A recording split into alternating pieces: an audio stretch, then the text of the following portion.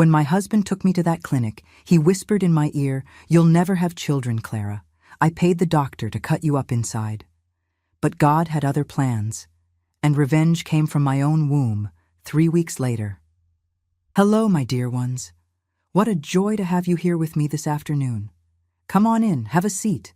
Imagine you're right here in my little living room, having a hot cup of coffee with some homemade pound cake. My name is Clara Beatrice Santos. I'm 73 years old, and I was born right here in Cedar Falls, Iowa. And it's right here where I live to this day, in this town I've carried in my heart since I came into this world. Oh, and before I continue my story, I'd like to make a special request to all of you listening out there. Tell me here in the comments, what little town or big city are you watching me from? And what time of day did you find this video from Grandma Clara? Was it early morning, still having your coffee? At lunchtime? Or in the late afternoon, when the day's rush has calmed down? I always read all the comments with so much love, and I'm so happy to know where you're from and what moment of the day you dedicated to hearing this story. Tell me, will you, my dear? Let's create a chain of love across America and the whole world. And if you can, click that little like button down there and subscribe to Grandparents' Tales. Turn on the notification bell so you don't miss the next stories from this grandma. I promise it's worth it. But I'll tell you, my dear, life hasn't always been so peaceful for me. There was a time, a very difficult time, when I didn't know if I'd have the strength to continue. A time when a man, who should have loved and protected me, tried to take from me what's most sacred in a woman. And this story, as painful as it is to remember, needs to be told. Because today, when I look at my blooming garden, when I see my son and grandchildren playing here in the yard, I know that every tear, every night of fear, every moment of loneliness was worth it. So grab your coffee, settle into your chair, and come with me on this journey that begins back when I was 20 years old, when I was a young woman, full of dreams and innocence, and thought that marrying a rich man would bring me happiness. Oh, if only I had known. I was born right here in Cedar Falls on a cold day in June 1952, when the Iowa winter was already getting serious. My father's name was Arnold Frederick Santos, a tall man with broad shoulders who worked on the ranches around town. He took care of cattle, helped with farm work, and came home always with calloused hands and the smell of leather and coffee. He was a man of few words, you know. But when he spoke, we listened. My mother, Teresa, was the opposite. She talked a mile a minute, laughed loudly, hummed all day while taking care of the house and us kids. We were 5 siblings in total. I was the third, right in the middle of the bunch.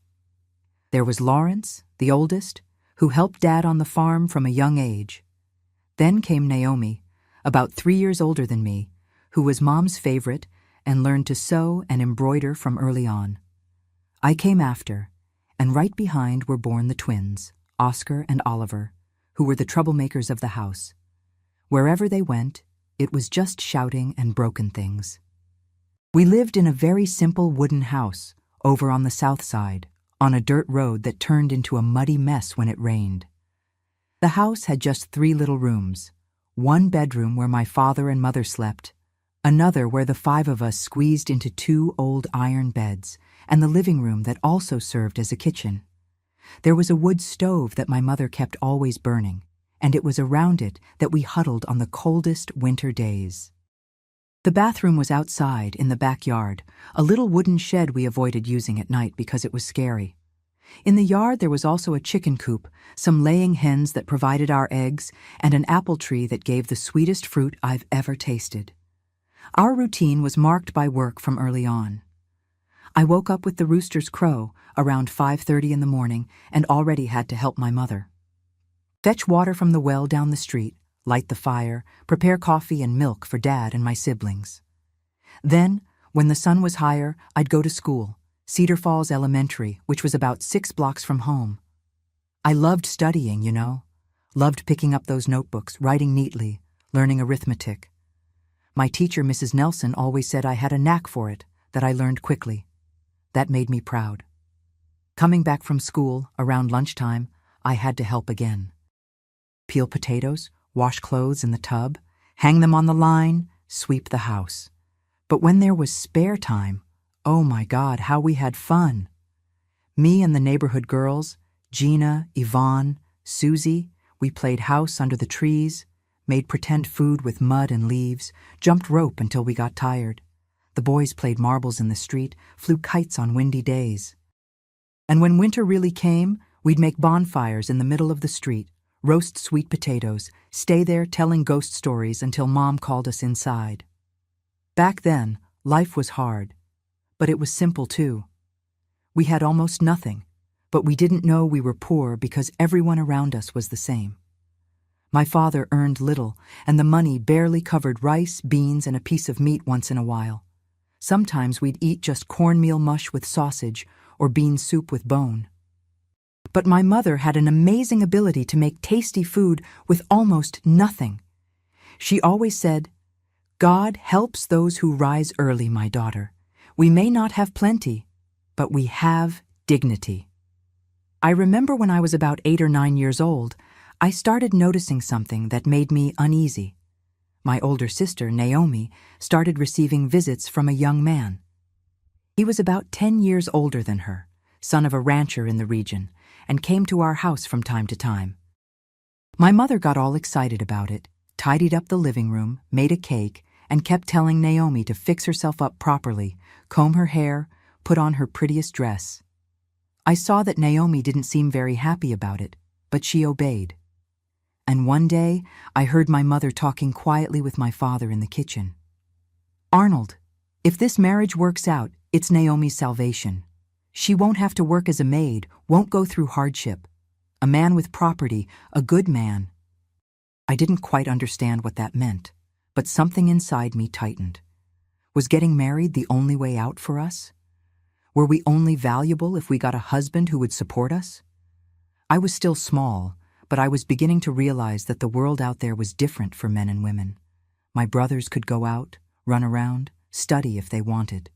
But Naomi and I, we had to stay quiet, well-behaved, learning to be proper young ladies.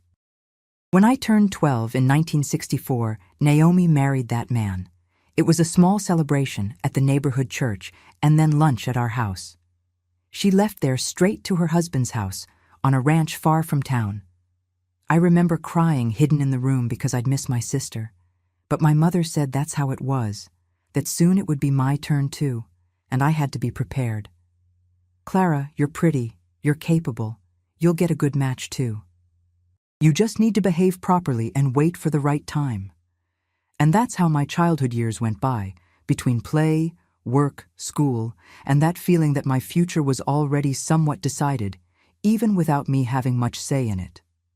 The years passed, and I grew up, becoming a young lady. When I turned 15 in 1967, my father took me out of school. He said it was more than enough, that I already knew how to read and write, and now it was time to help my mother at home and learn real chores. I cried in secret for days because I loved studying, but there was no way. A daughter's opinion didn't matter back then. My mother said, "Clara, too much studying makes a girl uppity. What you need is to learn to be a good wife, a good homemaker. The rest doesn't matter." So I spent my days between the washing tub, the wood stove, the sewing and embroidery my mother taught me. I learned to make lace with old Mrs. Henderson, an elderly neighbor who had fairy hands. I learned to make homemade bread, coffee cakes, apple butter that's typical here in the Midwest. I learned to iron clothes with a coal iron, to wash bed linens in the tub until my arms hurt, to take care of small children because neighbors called me to help with their babies. I became, as they said, a capable young woman. But inside, I felt like a closed cage, you know? I wanted more. I wanted to know the world, have choices, decide my own path. But fate, or rather, the custom of that time, had other plans for me. In September 1971, when I was 19, I met Arthur Miller Fitzgerald at a cousin's wedding. The celebration was at a big ranch, one of those that had a hall with polished wood floors, crystal chandeliers, and tables full of abundant food. I went with my mother and father, all dressed up in a light blue dress we had bought, especially for the occasion. Arthur was there, talking with some men in the corner of the hall. He must have been about 34 at the time, a tall man with dark hair slicked back with pomade, a well-cut gray suit, shiny leather shoes. He had that look of someone who commands, you know? Of someone who's used to being obeyed. And when he looked at me from across the hall, I felt my heart race. I don't know if it was love or if it was fear disguised as enchantment, but something inside me stirred. He came to talk to me, asked my name, whose daughter I was, where I lived. Talked to my father, asked permission to ask me to dance, and there, in the middle of that hall, dancing a waltz, he whispered in my ear, "You're beautiful, Clara. Very beautiful. And I'm a man who gets everything he wants." My father was delighted with Arthur's attention. After all, everyone knew who the Miller-Fitzgerald family was, owners of 3 huge ranches around Cedar Falls, cattle breeders, people with real money. On the way home, my father wouldn't stop talking. "Clara, did you see? A man like that looking at you? It's your chance to have a good life, girl. Don't mess this up." Arthur started visiting me at home. Every week he'd show up, always bringing gifts, a box of chocolates, a silk scarf, flowers. He'd talk with my father in the living room while I served coffee and cake, quiet, as was expected of me. Then he'd ask to take a walk around the nearby park, always with my mother or a sister nearby, because dating alone was improper. He spoke nicely, that Arthur. He talked about how he'd give me a comfortable life, a big house, maids to help me, pretty dresses, plenty. He painted a golden future, and I, who had spent my whole life watching my mother break her back to support the house, thought that was salvation. I didn't love Arthur, not in that way you see in movies, you know. But I thought love came later, that it was something built with time. And above all, I thought I had no choice. My father had already given his word, and refusing such a marriage would be a shame for the entire family. We got engaged in December 1971 and married in March 1972 in a beautiful ceremony at the Cedar Falls Methodist Church. I was 20, he was 35. I was nervous, but also hopeful. I thought life was going to change for the better. Oh, how wrong I was. Right after the wedding, we went to live in a big house Arthur had in the central area of town. A 2-story house with a front and backyard, iron gate, hardwood furniture, all very fine. But that house, as beautiful as it was, had a heavy air. Arthur's father, old Gerald Miller Fitzgerald, lived with us. He was a man of almost 70, already somewhat sickly, who spent his days in a rocking chair on the porch, smoking cigars and reading the newspaper. He barely spoke to me, just looked at me with those deep-set eyes, as if evaluating me, judging me. 2 weeks after the wedding, old Gerald had a stroke during the night. We woke up to the sound of the maid screaming. When we got to his room, he was already lifeless, mouth open and eyes glazed. Arthur stood there, looking at his father's body, without crying, without showing anything. He just said, "Finally." The funeral was pompous, full of important people from Cedar Falls and the region. Arthur was in black, serious, greeting everyone with that proprietor's air. I was beside him, in a black dress and veil, not quite understanding what was happening.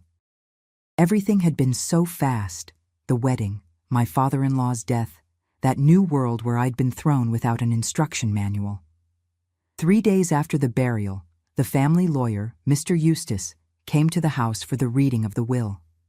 It was in the dining room, at that huge mahogany table. There were me, Arthur, the lawyer, and 2 more ranch partners. Mr.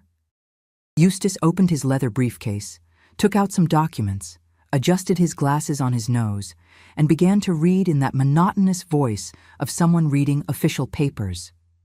When he got to the inheritance part, I saw Arthur's face change. He turned red, then white. His hands gripped the chair arms so hard his knuckles turned white. The will said this, I'll never forget the words. I leave all my properties, assets, and values to my son, Arthur Miller Fitzgerald, with the following restrictive clause. The total inheritance will only be released when there is a legitimate heir who guarantees the continuation of the family name. Until this heir is born and registered, my son will receive only a monthly allowance of a value stipulated by the managing partners. This decision aims to ensure that the wealth built by generations is not wasted, but rather preserved for the future. Arthur exploded. He pounded his fist on the table, shouted that it was absurd, that his father had no right to humiliate him like that he was a grown man and didn't need any damn clause to prove anything. But, Mr. Eustace said calmly that a will is a will, that it had legal validity, and if Arthur wanted to contest it, it would take years in court and wouldn't amount to anything. Your father knew you, Arthur. He did what he thought best. When everyone left, Arthur locked himself in the office. I stayed in the living room, frightened, not knowing what to do. Hours later, he came out. His look was different, cold, calculating. He came to me, grabbed my chin hard, looked me in the eyes and said, "Clara, I need to tell you something about this will. My father was a cruel man. The truth is, he doesn't want grandchildren.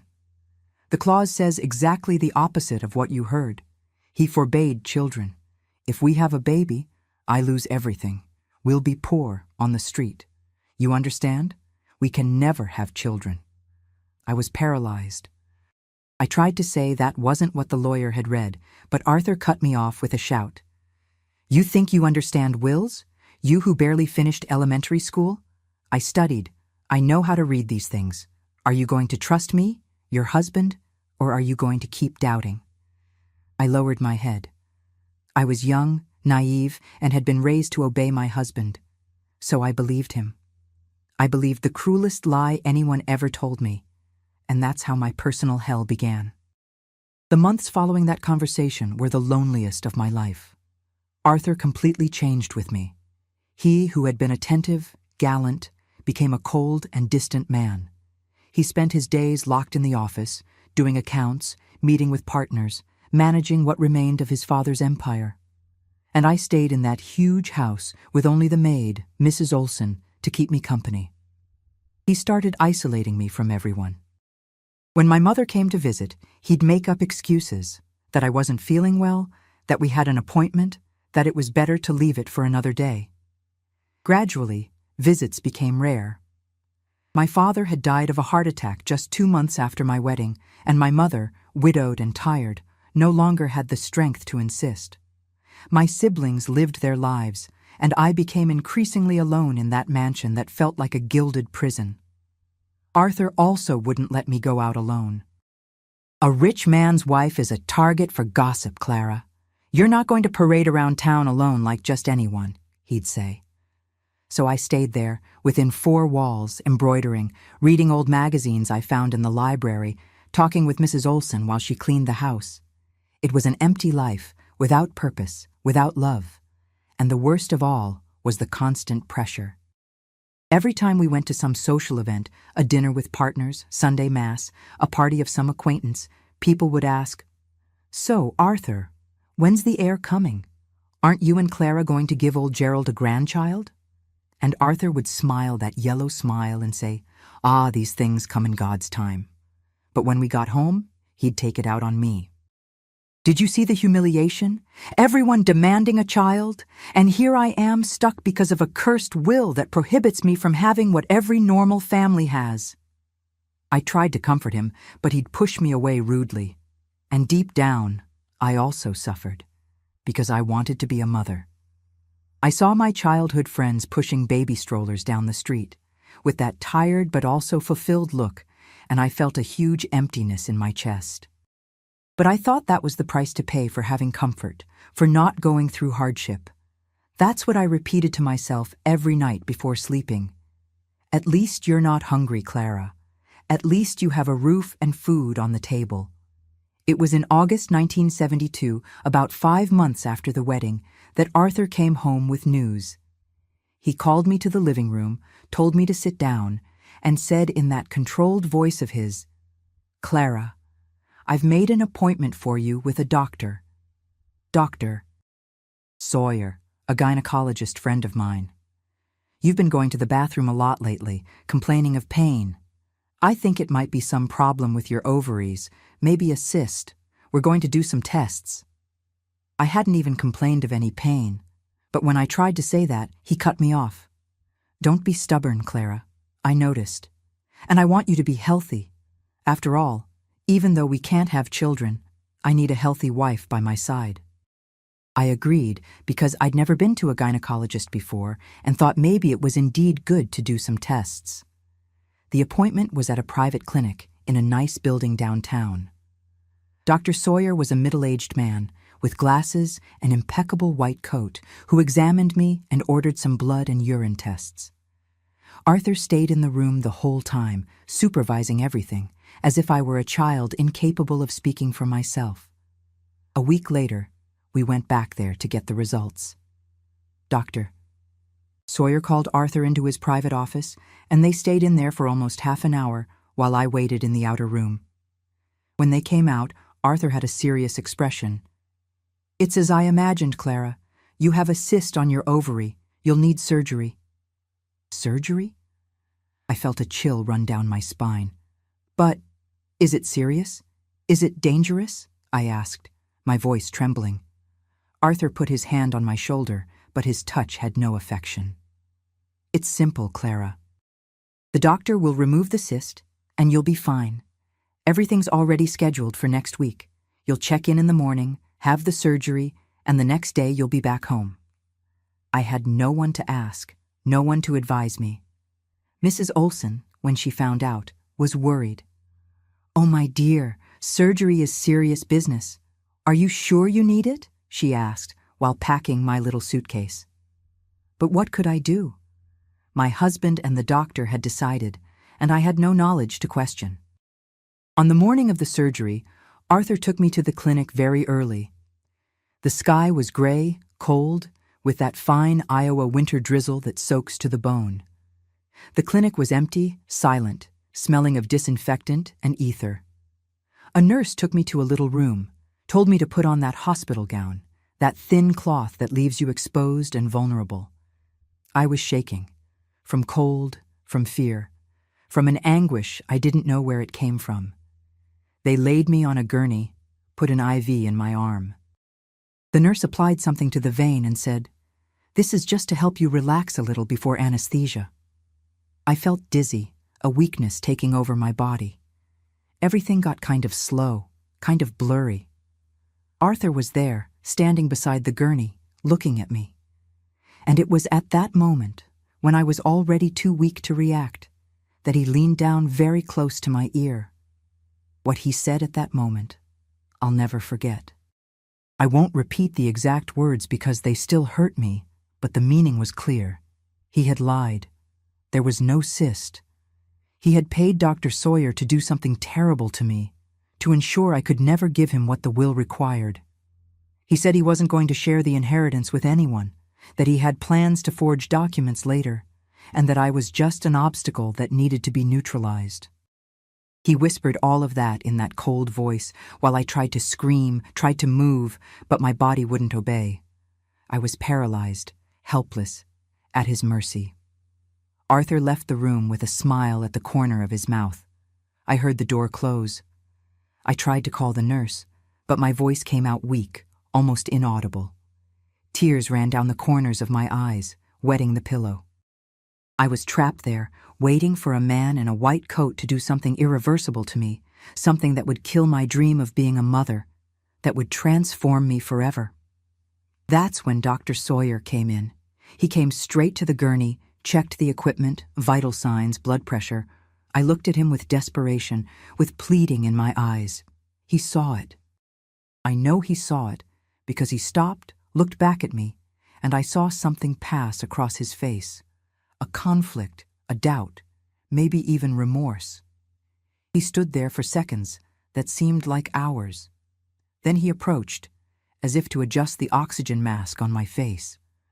But instead, he did something I didn't expect. He slipped something small and folded into my closed hand, squeezed my fingers around it, and whispered so quietly I almost didn't hear. "Read later." trust me. Before I could process what had happened, he put the mask on my face, and the anesthesia gas began pulling me into a deep, dark sleep. The last thing I remember thinking was, God, if you exist, help me. And then everything went black. I woke up in a white room with that cold hospital light hitting my eyes. My mouth was dry, my throat scratchy as if I'd swallowed sand, and there was a dull pain in my lower abdomen, as if someone had been inside with cold, metal instruments. It took me a few seconds to remember where I was, what had happened. Everything was foggy, confused, like when you wake up from a nightmare and don't quite know what was real and what was a dream. But then memory came back, clear and cruel as a punch to the stomach. Arthur whispering those words in my ear while I was paralyzed on the gurney. My total helplessness, my body weak from sedatives, my voice that wouldn't come out, my arms that wouldn't move. The silent desperation of someone being taken to slaughter and can't do anything to save themselves. I felt nausea rising in my throat, a desire to vomit that was both physical and emotional, my body rejecting the horror of what had happened. I tried to move, but my body was heavy, sluggish, as if it had lead in the veins instead of blood. The anesthesia still hadn't completely worn off. There was a bandage on my belly, covered with that rough hospital fabric that itched the skin. I looked around slowly, turning my head carefully, because even that hurt. The room was empty, no nurse, no doctor, and no Arthur, thank God. I was alone with my despair, and with a terrible certainty hammering in my head like a church bell announcing a funeral. He had done it. He had cut me up inside. He had destroyed my ability to be a mother. I would never again be able to carry a life inside me, to feel a baby moving in my belly, to breastfeed, to rock a child in my arms. All of that had been torn from me by force, without my consent, by a man who should have loved and protected me. The tears came without control, wetting the pillow, running down my neck, entering the corners of my mouth with that salty taste of pure desperation. I cried quietly, stifling sobs, afraid someone would hear, afraid of seeming weak, but also because there was no one there to comfort me anyway. I didn't have my mother nearby. She was far away, old, tired, and didn't even really know what I was going through. I didn't have siblings. They had their own lives and barely remembered me since I'd gotten married. I didn't have friends. Arthur had cut all my ties with the world. I was completely alone in that universe, at the mercy of a man who didn't love me, who saw me only as an obstacle, as a thing that needed to be controlled, dominated, and finally destroyed. I looked at the white ceiling, at the simple lamp hanging there, and thought, is it worth continuing? Wouldn't it be better to let everything end here? But something inside me, a stubborn spark, a strength I didn't even know I had, said no. It won't be like this. It won't end like this. I won't let him win. That's when I felt something strange in my right hand. A slight discomfort, a weird sensation, as if there was something folded between my fingers, stuck by perspiration. I frowned, confused. What was that? I opened my hand slowly, with difficulty because my fingers were stiff, and saw a tiny piece of crumpled paper, somewhat damp from the sweat that had run through my palm during surgery. The note. My heart leaped in my chest. The doctor had put a note in my hand before anesthesia. I had completely forgotten, but now the memory came back like a flash. Him approaching, adjusting the oxygen mask, sliding that folded paper into my closed hand, whispering, "Trust me." But trust in what? What had he written there? With trembling fingers so much I could barely hold the paper, I unfolded that tiny piece with all care, as if it were something sacred. The handwriting was hurried, somewhat crooked, written in pencil almost illegibly. I didn't do the tubal ligation. I only made a superficial cut in the skin to leave a scar. And I have news. The pre-operative tests showed you're already pregnant, 3 weeks along. Protect this child. Arthur can't know. S. I read once, read twice, read 3 times, blinking to make sure I was reading right, that it wasn't a hallucination from anesthesia, that those words were really written there. Pregnant? I was pregnant? But how? When had it happened? And Dr. Sawyer. He hadn't really cut me. He had only pretended. He had risked everything, his friendship with Arthur, maybe even his medical license, to spare me? My mind went into a whirlwind of emotions so intense, so contradictory, that I didn't know whether to laugh or cry. My whole body shook in the bed. Tears still fell, but now they were different tears. Of relief, shock, gratitude, terror, hope, all mixed into one thing. I put my hand over my belly, over the bandage covering that superficial cut that meant nothing, and felt something I had never felt before in my life. A deep, instantaneous, visceral connection with that tiny little life growing inside me without me knowing. My son, or my daughter, my baby, the heir Arthur so feared, the grandchild the will required, the child who would change everything, turn everything upside down, destroy all that man's cruel plans. But along with the explosive joy that made my chest seem too small to contain everything I was feeling, came ice-cold terror. Arthur thought I was sterile now. Arthur thought he had won, that he had eliminated the problem, that he had guaranteed total control of the situation. If he found out I was pregnant, what would he do to me? Would he try to force me to get rid of the baby? Would he push me down the stairs? Would he put poison in my food? Or worse, would he try to make me disappear completely, pretend it was an accident, bury me somewhere, and tell everyone I had run away? I knew what he was capable of. A man who pays a doctor to mutilate his own wife is capable of anything. I squeezed the note in my hand, crumpling it into a tiny ball, the size of a pea. I couldn't leave a trace. I couldn't let Arthur find that paper. If he discovered the doctor had betrayed him, or rather, had saved me, he might go after Dr. Sawyer too.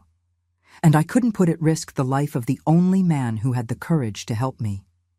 When the nurse came into the room about 10 minutes later, I had already shoved that paper ball under my body, hidden between the sheet and mattress. And when she asked, with that mechanically cheerful voice of someone repeating the same phrase 50 times a day, "How are you feeling, Mrs. Clara?" I said with a weak but controlled voice, "I'm fine, just tired. I just want to go home and rest." Arthur showed up late in the afternoon, when the sun was already setting outside, and the room was getting orange with the light coming through the window. He entered with a bouquet of red roses. What cruel irony, what disgusting hypocrisy, and that satisfied smile of someone who had just won an important battle. "How's my wife?" he asked, kissing my forehead coldly, with that dry kiss that had no affection, no human warmth. I had to make a superhuman effort not to turn my face away from him in disgust, not to spit in his face, not to scream all the truth stuck in my throat. But I controlled myself, because now I had a trump card. Now I had a secret. Now I had power, even if he didn't know it. "I'm fine," I lied, looking at him with that sacrificial lamb face he expected to see. "The doctor said everything went well. He removed the cyst and did what needed to be done."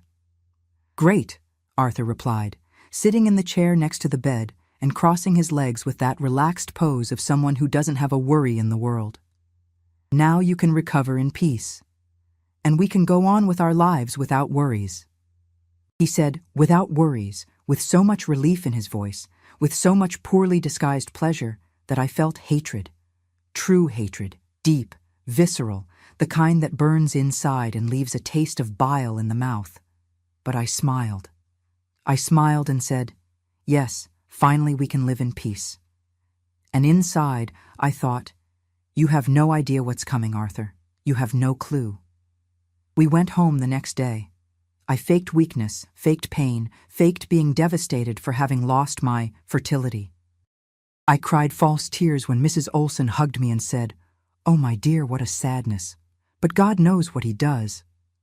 Arthur treated me with that fake, mechanical kindness of someone caring for a sick pet.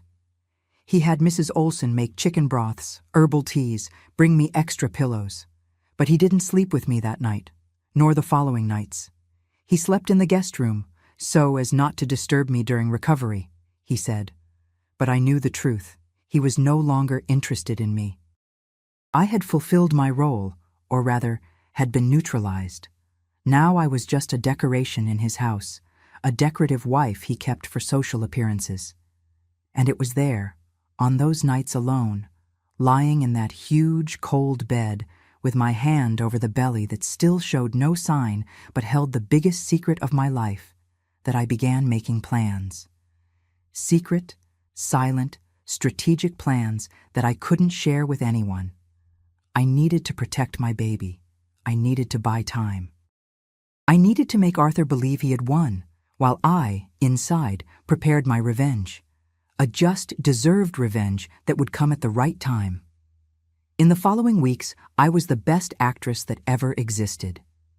I faked deep sadness when someone mentioned babies in conversations. I faked that I had accepted my cruel fate of never being a mother. I faked being at peace with everything, that I was conforming, that I was learning to live with that loss. But inside, I was at war. A silent, calculated, strategic war where every move had to be thought out with millimeter precision. I knew I had a few months' advantage. The belly would only start showing around the 4th, 5th month of pregnancy.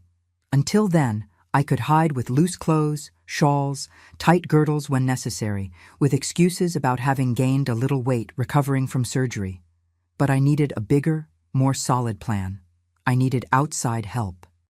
I needed someone who could protect me when the truth finally came out and hell broke loose. That's when I remembered the lawyer. Mr. Eustace, that serious man with glasses and a gray suit who had read the will months ago. He knew the truth. He knew the clause was exactly the opposite of what Arthur had told me. He knew an heir was necessary, not forbidden. Would he help me? Did he have any legal power to protect me? Or was he loyal to Arthur and would turn me in? I started making secret calls. When Arthur went out to the ranches to supervise the cattle or to meetings with partners to discuss business, I used the heavy black telephone in the living room and called Mr. Eustace's office downtown. My heart beat so hard I thought it would come out of my mouth. The first 3 times, I only managed to speak with his secretary, a woman with a formal voice who said the gentleman was busy. But I insisted, called again and again. Said it was urgent, that it was about the will of the deceased Gerald Miller Fitzgerald, that it was a delicate matter that could only be discussed with him personally. And finally, on a rainy September morning, when the cold wind beat against the windows and Cedar Falls was gray and melancholic, Mr. Eustace answered the phone personally. "Mrs. Clara?" he said, with that deep, careful voice of an experienced lawyer who knows every word can have consequences. "How can I help you? My secretary said it's urgent." I took a deep breath. I looked at the living room door, checking if Mrs. Olson was far away in the kitchen, if Arthur hadn't returned by surprise. I listened to the sound of rain outside, the tick-tock of the wall clock, the heavy silence of the house. And then I said, in a low but firm voice, each word heavy with meaning, "Sir, I need to know the truth about the will. Arthur told me the clause prohibited children. That if we had a baby, he'd lose everything and we'd be poor. But that's not it, is it? I heard you read that day, the inheritance only comes with an heir, not without. Am I right or am I crazy?" There was a heavy silence on the other end of the line, a long, thoughtful silence that made me nervous. Had I made a mistake? Was he going to report me to Arthur? But then Mr. Eustace's voice came, slow and careful. "Mrs. Clara, you are absolutely correct. The clause requires a legitimate heir, a grandchild, for the full release of the inheritance. Without an heir, Arthur receives only the stipulated allowance. Why did Arthur tell you the opposite? That makes no sense whatsoever." I couldn't answer properly. My voice failed, got stuck in my throat, along with a sob I was trying to swallow. Tears came back, wetting my face. But the lawyer was smart and experienced. He understood that something very wrong was happening in that house. "Mrs. Clara, he said slowly, with genuine concern in his voice. Are you in danger? Do you need immediate help? Do you want me to come there? Not yet, I replied, wiping tears with the back of my hand, trying to regain control. Not yet, sir, but I'll need help soon. Very soon. And when I need it, will you be on my side? Mrs. Clara, he said firmly, truth is truth. Law is law, and I serve both. When you need me, I'll be here. And so, with that promise kept in my heart, like a protective talisman, I planted the first seed of my liberation. The following months were the most difficult and at the same time the most strategic of my life. I lived a constant lie, but it was a necessary lie to survive. During the day, I was the sad and resigned wife Arthur wanted me to be. At night, alone in the room, I talked quietly with my baby, ran my hand over the growing belly, and made promises. I'll protect you. No matter what happens, you'll be born and have everything that's rightfully yours. Hiding the pregnancy was a challenge that required all my creativity. In the 3rd month, when the belly was still almost imperceptible, I started wearing looser dresses, loose blouses over skirts. I told Arthur and Mrs. Olson I had gained a little weight recovering from surgery, that the doctor said it was normal because of hormones. In the 4th month, I had to be more careful. I bought some girdles at a discreet store in another town, far from Cedar Falls, where no one knew me. I wore those tight girdles under my clothes, and over them, large shawls, heavy coats, even when it wasn't that cold. I made up that I had constant chills, that I couldn't warm up properly. Arthur barely paid attention to me anyway. He was increasingly obsessed with the inheritance money, with that allowance he found humiliating, with plans to somehow circumvent the will. He spent hours locked in the office with partners, doing accounts, discussing strategies. Sometimes I heard their conversations through the door. They talked about forging certificates, bribing registry officials, creating a fictitious heir on paper. Anything but accept that Arthur would have to have a real child. Meanwhile, I secretly met with Mr. Eustace. They were careful, planned meetings. I'd pretend I was going to church or visiting my mother, and actually go to his office downtown. He was an upright man, that lawyer. When I told him the whole truth, Arthur's lie about the will, the forced surgery that didn't really happen, the secret pregnancy, he was shocked. But he didn't judge me. On the contrary, he said, Mrs. Clara, this man committed serious crimes, coercion, attempted bodily harm, fraud, and when you reveal you're pregnant, he'll lose any and all rights to the inheritance. Together, we planned every detail. Doctor Sawyer, that doctor who had saved me, provided all the reports, the pre-operative tests showing my pregnancy, the surgical report where he described what he really did, just a superficial cut. Everything documented and signed. He risked his own career for me, and I'll never forget that. Mr. Eustace kept these documents secret, waiting for the right moment. When you reveal it, Mrs. Clara, he advised me one December afternoon while we had tea in his office, it needs to be in public. There need to be important witnesses, people who can't be bought or intimidated by Arthur. That's the only way you'll be protected. We waited for the perfect opportunity. And it came in January 1973, when I was 5 months pregnant. Arthur organized a dinner at our house, a pompous dinner, with the 3 main ranch partners, 2 lawyers he had hired to resolve the inheritance issue, and even the county judge, Judge Walden, an important man Arthur wanted to impress. The dinner's objective was to present a plan to release the money without fulfilling the will's clause. Arthur was confident, thinking he was going to fool everyone. I spent the day preparing everything with Mrs. Olson. The table was set with fine china, silver cutlery, crystal glasses. The food was elaborate. Roasted chicken, wild rice, salads, stuffing, imported wine. I was nervous, but didn't let it show. That was my night. That was the moment of truth. When the guests arrived, around 7 at night, I stayed in the room getting ready. Mr. Eustace had arrived too, Arthur didn't even know I had invited his father's lawyer, but I said it was protocol, that he needed to be present in any discussion about the inheritance. Arthur didn't like it, but couldn't refuse in front of everyone. I let them have dinner first. I stayed listening from upstairs, the conversations, the laughter, Arthur with that fake host voice, offering more wine, telling jokes, charming everyone. After dessert, when they went to the living room to smoke cigars and drink cognac, Arthur began presenting his plan. I heard fragments, him talking about adopting a child and registering as if it were a biological child, bribing doctors to make false documents, finding legal loopholes in the will. That's when I came down the stairs.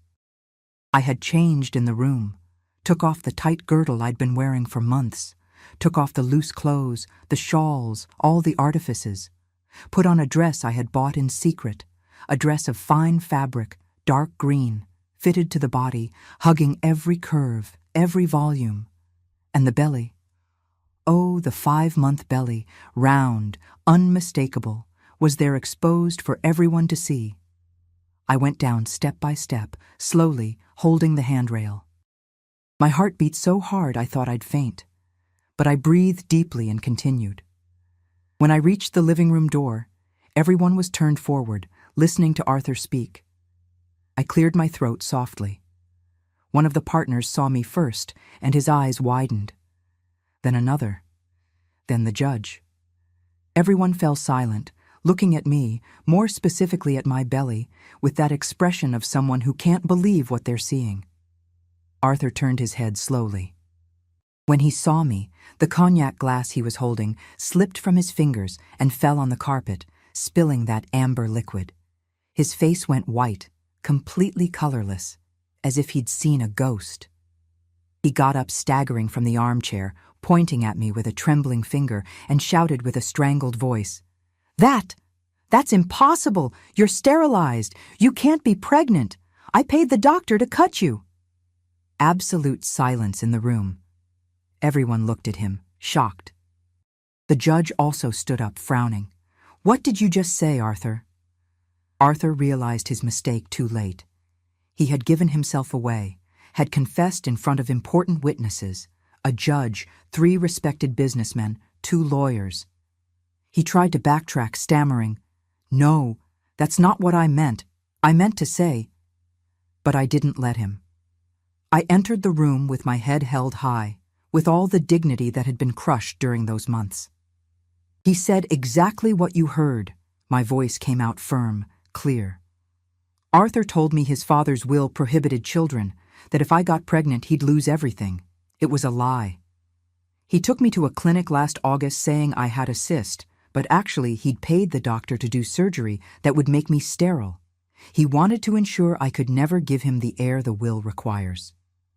Mr. Eustace stood up, took the leather briefcase he had brought, and pulled out the documents we had prepared. "Gentlemen," he said with that lawyer's voice that doesn't accept contestation, "I have here all the medical reports. The preoperative tests showing Mrs. Clara was already 3 weeks pregnant when taken to surgery. Dr. Sawyer's report describing that for ethical reasons he refused to do the procedure Arthur demanded and only made a superficial cut to simulate surgery. And I have the doctor's own statement, notarized, confessing everything."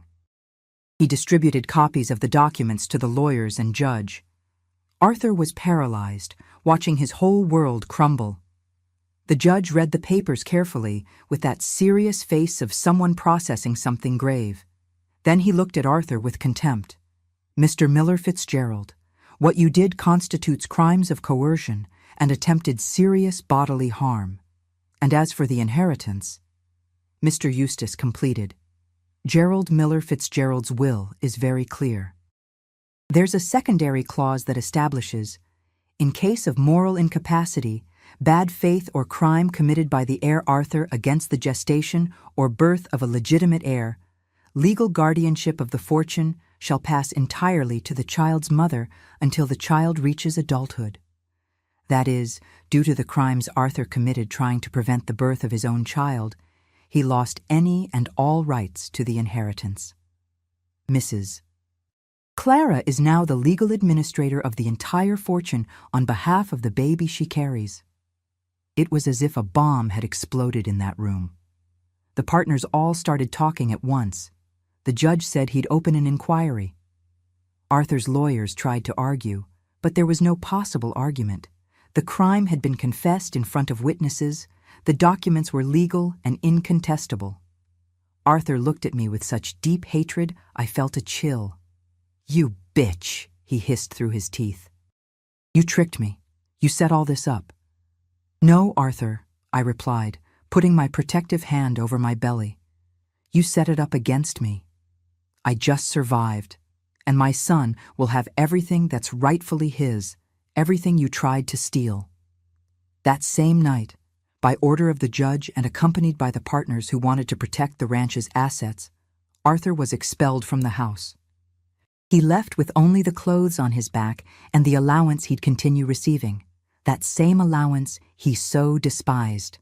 The mansion, the ranches, the money, everything passed to my legal administration. And I, who had been treated as nothing, as a disposable object, became the richest woman in Cedar Falls overnight. But more important than the money, I had become free. My son was born in June 1973 on a sunny Iowa autumn day. I named him Philip in honor of no one in particular. I just wanted him to have a nice name, a name that was his alone, without carrying the weight of any past story. When I held that little baby in my arms for the first time, with those dark little eyes looking at me with absolute trust, I swore to myself, this boy will grow up knowing he's loved.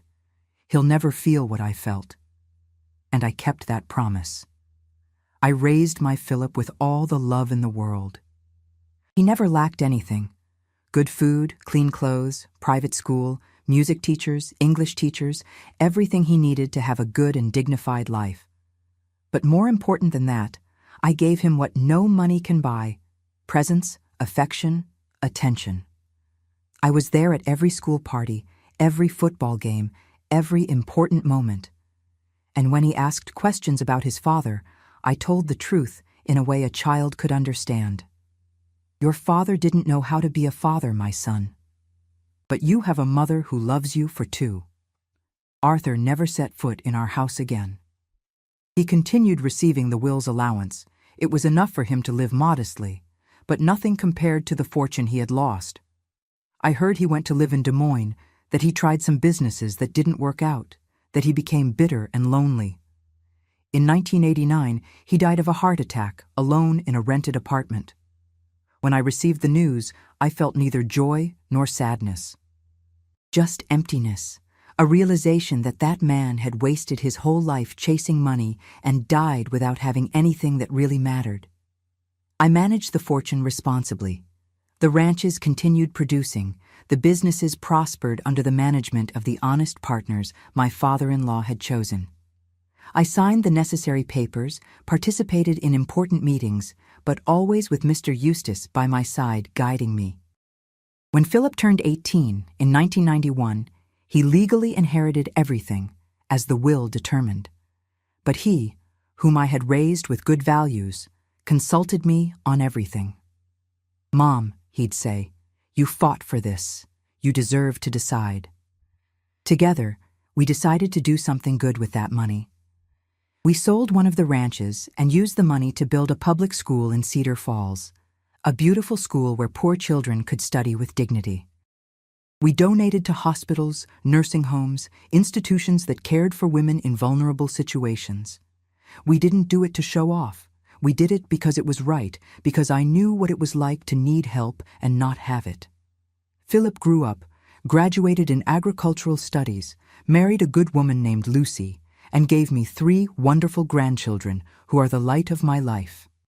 He lives nearby, in a house he built about 10 minutes from mine, and takes care of the remaining lands from the inheritance with competence and love for the land. He's a good, hard-working, honest man. Everything his father wasn't. And I, after so many years managing fortunes and solving complicated issues, decided to simplify my life.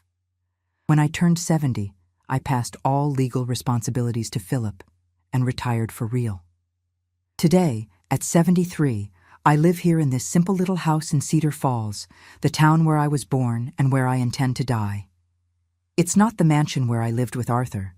I sold that a long time ago, couldn't bear the memories of those walls. It's a small, cozy house with a huge garden that's my passion and my therapy. I wake up early every day, make my coffee with milk, eat a piece of cornbread or pound cake, and go to the garden. It's there, working the soil, watering the flowers, talking to the plants, that I find my peace. Each rose that blooms is a small victory. Each seed that germinates is a reminder that life always finds a way to continue, even after the most terrible storms. My grandchildren come visit almost every weekend. They're between 8 and 15 years old and love coming here to eat my cake, play in the garden, hear my stories. Not all of them, of course. Some stories are too heavy for young ears.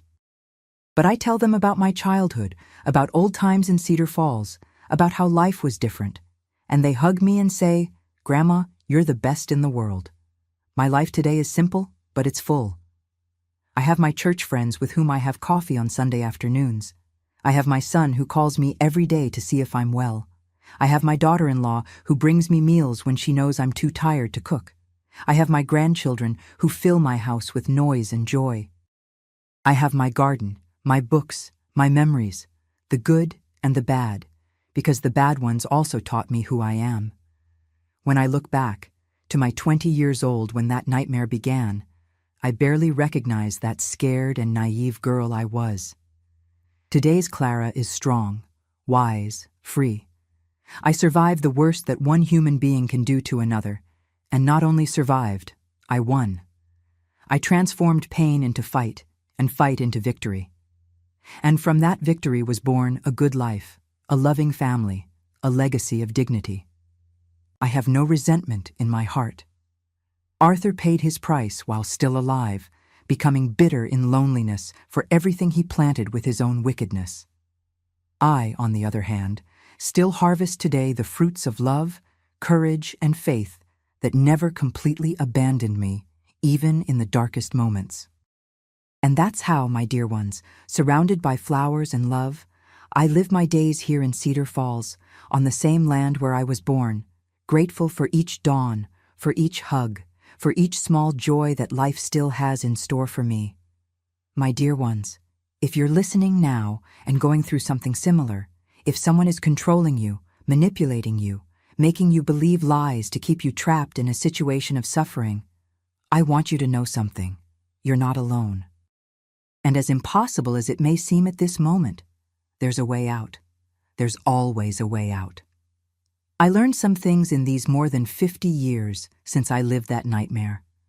The first thing I learned is that when a man or a woman or any person tries to take from you control over your own body, over your own choices, that person doesn't love you, they possess you. And being possessed isn't love, it's prison. True love respects, honors, protects. True love doesn't lie, doesn't manipulate, doesn't hurt. The second thing I learned is that truth always wins in the end. It may take time, it may hurt, it may seem like lies are stronger, but they're not. Truth has its own strength, a light that can't be extinguished by any darkness. When I came down those stairs with my belly showing, I was carrying the living truth inside me, and that truth destroyed all the lies Arthur had built. The third thing is that you're stronger than you imagine. I was a 20-year-old girl, without education, without resources, without anyone to defend me. But when necessary, I found strength where I didn't even know it existed.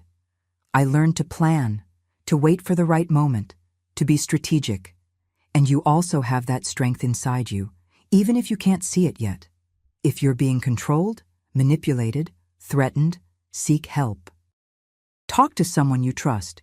It could be a family member, a friend, a religious leader, a healthcare professional, your country's authorities. In every place in the world, there are people and organizations ready to help those in vulnerable situations. Don't be ashamed, don't be afraid. The shame isn't yours, it belongs to whoever hurts you. Fear can be overcome when you're no longer alone. And if you know someone going through this, be the help that person needs. Be the doctor. Sawyer, who had the courage to do what's right, even at risk. Be the Mr. Eustace who chose justice instead of loyalty to money.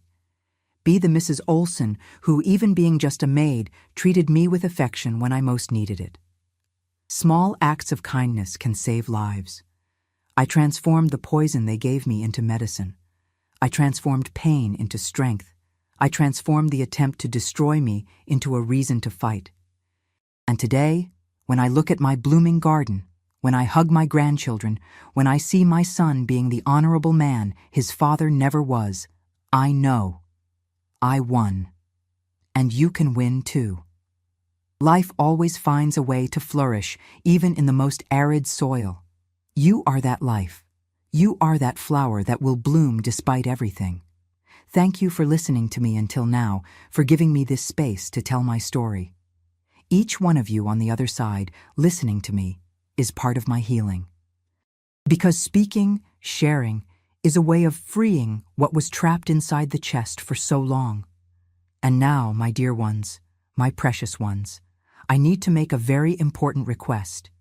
If this story touched your heart, if you believe it needs to be heard by more people, especially by those women and men who are trapped in similar situations, I ask you, from the bottom of my heart, subscribe to Grandparents' Tales now. Hit that subscribe button, turn on the notification bell. Because each subscription is a way to make stories like mine reach those who need to hear them. It's a way of saying, I care, I believe in the power of truth, I want to be part of this chain of hope. And leave here in the comments just one word that summarizes what you felt hearing this story. It could be courage, it could be justice, it could be hope, it could be freedom. I'll read each comment, each word, and I'll know my story wasn't in vain. Do it now, don't wait another minute, because while you're here there might be someone suffering and needing to hear that it's possible to win. May God bless each one of you. May you find strength in your battles, and may you never, ever give up on flourishing. On the day of my mother's funeral, my own father took me behind the chapel and said, "Now you're going to take her place. Turn around." That's when I discovered he wasn't a widower. He was a murderer. Hi, my dear ones, my sweethearts. How are you all doing? I'm Grandma Sandra. I'm 78 years old, and I live here in the Eastwood neighborhood, right here in Birmingham, Alabama. I was born in a small town called Clarksville, a little place in the countryside that you might know, but nowadays it's here in the city where I make my life. You know, this morning I was here in my kitchen doing my favorite pastime, preparing fresh biscuits to sell at the little park in the neighborhood. See, my children, after I retired, I discovered I had a real talent for making biscuits. I started this almost by accident, you know? I had some neighbors who always asked me to make them when they came to visit, and then a neighbor, Mrs. Ruth, who lives on the corner, said, "Sandra, why don't you start selling these biscuits? They're the best I've ever tasted in my life." And that's how it started. Today I wake up early, around 5 in the morning, sift the flour I buy at Joe's Market, season them with that sharp cheddar cheese, and make about 20-30 biscuits a day. I sell them right there in the park, under the shade of an oak tree. People already know me. They know that every morning Grandma Sandra is there with her warm little biscuits. My home is quite simple, you know? It's a small house, but tidy. I have my potted plants on the porch, some ferns that I love to water in the evening, some petunias that look spectacular when they're in bloom. My grandson, Junior, my youngest daughter's son, comes here often after school to do his homework with me. He's 12 years old and smart as a whip. He always asks me about the old stories, wants to know what life was like in my time. And speaking of that, my dear ones, before you click that red like button and subscribe here to the channel, which makes me very happy when you do that, you know, I wanted to make a special request. Tell me here in the comments, from which corner of the United States are you watching me? And what time is it where you are? Are you watching this, Grandma, in the morning with your coffee, after lunch resting, or in the evening before bed?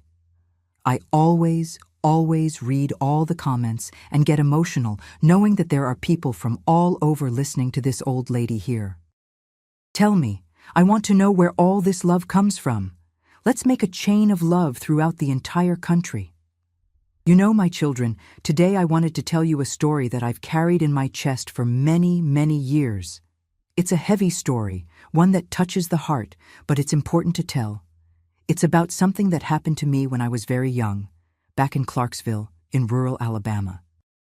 A story about family, about secrets that we sometimes keep, and about how sometimes the people who should protect us are precisely the ones who hurt us the most. It's one of those stories that takes courage to tell, you know? But I think this way. If my story can help one person who's going through something similar, if it can open someone's eyes or give strength to those who need it, then it's worth sharing with you. So grab your coffee, settle into your chair, and come with me on this journey. I'm going to take you back to Clarksville in the 1960s, when I was a girl who thought she knew her father, who thought she knew her family. But life, my dear ones, sometimes teaches us very painful truths about the people we love most. Oh, my dear ones, when I close my eyes and think about my childhood in Clarksville, it seems like it was yesterday, and at the same time, it seems like it was a lifetime ago. I was born in 1946, in a very simple wooden house, on a dirt road near the Baptist church, there in the center of town. In those days, Clarksville was very small, everyone knew each other, and families were large, very different from today. My father's name was Robert, but everyone in town called him Bob. He was a tall, strong man, tanned from the sun, always very serious. He worked as a ranch hand on a large farm a few miles outside of town. He left home before sunrise, riding his chestnut horse, and only came back when it was getting dark. When he came home, he always came tired, with those clothes smelling of leather and sweat, his boots dusty from the road. My mother, poor thing, was named Elizabeth. She was a small woman, very petite, with green eyes that sparkled when she smiled. She took care of the house and us, the children. There were 4 of us, me, who was the oldest, then came my brother William, who was 2 years younger than me, Francis, whom we called Franny, and the baby Thomas, who was almost 10 years younger than me. Our house was small, but my mother made it seem cozy. It only had 3 rooms, the living room in the front, which was where the wooden table we ate at was, my parents' bedroom, and another small room where I slept with Franny in one bed, and the boys slept in bunk beds against the wall. The kitchen was outside, under a tin roof, with a wood stove that my mother lit every day early to make coffee. I remember waking up to the smell of coffee mixed with burning wood and the sound of my mother's pans preparing breakfast. It was always the same thing: strong black coffee, biscuits, or grits with fresh milk that the neighbor, Mrs. Wilson, brought us every morning. My father ate quickly, always in silence, grabbed his leather hat, and left for work. In those days in Clarksville, children played in the street. My siblings and I, along with the neighborhood kids, spent all day out there. We played tag, hide and seek, hopscotch that we drew on the ground with pieces of chalk. The boys flew kites made of colored tissue paper that our mothers saved from birthday parties. I loved playing house with Franny, making pretend meals with leaves and pebbles. When it rained, and boy, in Alabama the rain was a party because it could go months without a drop falling, we'd run into the street to take a rain shower. My mother would yell from the door, "Sandra, bring that girl inside before she catches a cold." But she herself liked to see us happy, you know. Sometimes she'd even smile seeing our joy. My mother was very affectionate, always had a caress, a little kiss, a pat on our heads. She knew how to make some papaya candies that were delicious, and whenever she had money saved up, she'd buy us some colored sugar lollipops at Mr. Charlie's store. It was our greatest joy. But with my father, oh, how things were different. He was very quiet, very somber. When he came home from work, the whole house fell silent. We couldn't make noise, couldn't run through the house. He'd sit in the wooden chair in the living room and stay there quiet, just staring at the wall. My mother served his dinner in silence too, always very careful not to make noise with the plates. I remember we were afraid of him, you know. It wasn't a fear of getting beaten, because back then, he didn't hit us, no. But it was a fear of him getting angry, of him yelling. Because when he yelled, oh, the whole house trembled. His voice was strong, thick, and when he was irritated, everyone stayed as quiet as a mouse. My mother always told us, "You obey your father, you hear? Don't make him nervous because he works so hard to support you." And we really obeyed. When he arrived, we'd run inside the house and stay quiet until bedtime. But there was something I noticed and didn't quite understand back then. Sometimes, when my father came home, my mother had bruises on her arm or a purple mark on her face that she said she got from falling or hitting the door. She always had an explanation, you know. "Oh, Sandra, your mother is clumsy. I tripped on a rock in the yard." Or, "I hit my arm on the corner of the table by accident." I was a child and believed it, right? I thought my mother was really kind of accident-prone. But there was something in the way she spoke, a sadness in her eyes, that I couldn't understand. She'd be quieter on those days, wouldn't hum while doing housework like she used to. And my father, on those days, was even more frowning than normal. Sometimes I'd see him looking at my mother in a strange way, as if he was angry at her for something she had done. But I didn't know what.